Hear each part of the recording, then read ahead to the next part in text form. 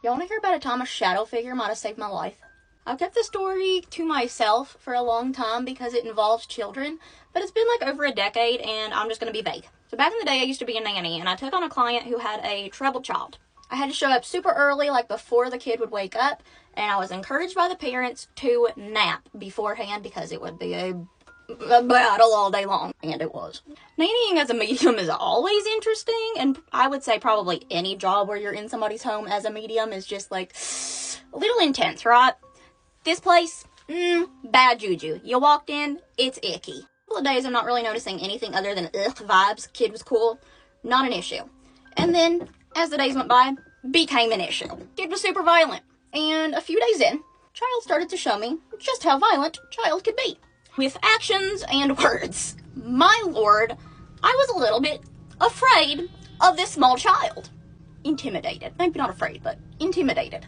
The more violent this kid gets, the more paranormal activity ramps up in this house. Cabinets opening and closing, doors open and closing, on their own, footsteps, phantom smells, like the works, getting touched, getting scratched. It was getting like rapid, just, if you know what means. Parents took me outside one day, said some weird things been going on here. I think you should know where our pew-pews are. Made sure child was far away for this discussion.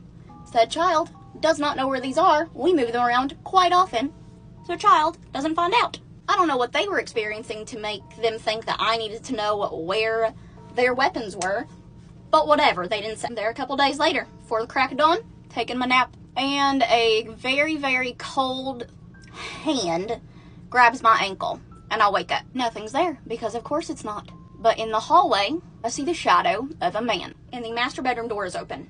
It's not supposed to be open, it's supposed to be locked. The way the shadow is appearing, it looks like there is a man standing in the master bedroom, and this is his shadow behind him in the hallway.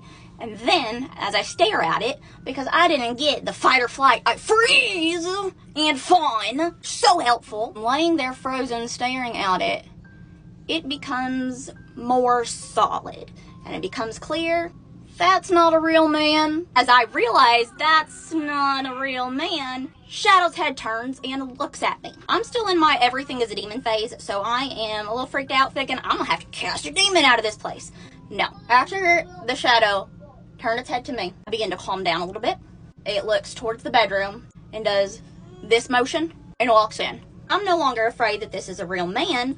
I get up and walk through the hallway and follow this thing into the master bedroom. When I walk in the room, Shadow Man is no longer there.